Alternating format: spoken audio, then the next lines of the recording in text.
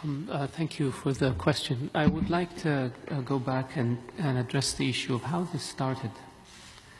The Yemeni people rose up against President Saleh and demanded change.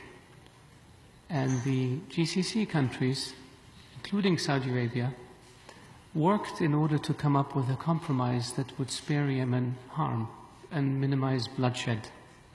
That was the GCC initiative.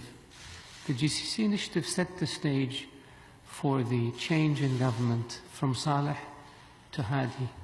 As an interim government, the national dialogue was established in Yemen among Yemenis in order to conceive and build a better future for all Yemenis.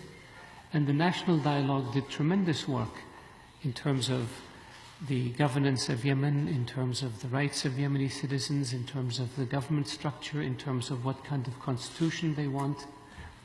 And they began to write the constitution. Then what happened? The Houthis moved from Sa'da to Umran. Then they moved from Umran and occupied Sana'a by force. Not by the ballot box, by force, by shooting people, by killing people, by taking people hostage. Then the government had to flee to Taiz and to Aden. They proceeded to occupy the rest of the country. They surrounded the presidential palace in Aden, and they were very close to capturing and possibly killing the legitimate president of Yemen. He asked for assistance under Article 51 of the UN Charter, and we responded along with a coalition of 10 other countries in order to protect Yemen from being taken over by a radical militia allied to Iran. What were we facing?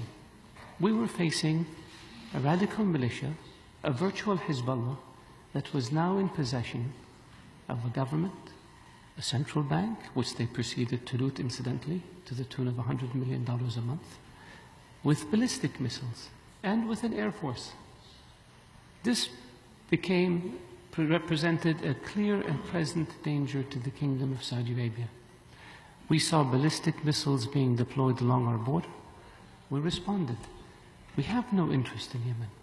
We have no claims on Yemen. We want a stable, prosperous, secure, peaceful Yemen.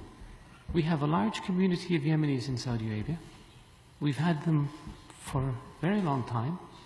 We have been by far the single most largest provider of foreign assistance to Yemen since 1970. No country has given more to Yemen than Saudi Arabia has. And we are committed to helping our Yemeni brethren. But we responded out of necessity. We responded to remove a threat. We responded to protect the legitimate government. We responded under authority of UN resolution. That's what we did in order to protect Yemen and in order to protect ourselves and our borders. What have we achieved? We have liberated territory from the Houthis. We have protected legitimate government. We have substantially reduced the threat to our border and our people. It's not gone, but it's substantially less than it is now. And we have ensured that Yemen does not fall under the grasp of Hezbollah and Iran. That's what we've achieved. There's more to achieve, and we hope that it can be done through the political process. Keep in mind that the Houthis, in a country of 26 million people, are less than 50,000. That's their number. 10% of the population of Sa'da.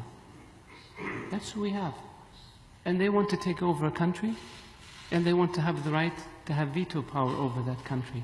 Would that be acceptable in any system? I doubt it. So we're saying the Houthis have every right to be part of the political process in Yemen like every other citizen. But they cannot have a privileged position where they have veto rights over a country of 26 million in which they represent less than 50,000. That's what we've done.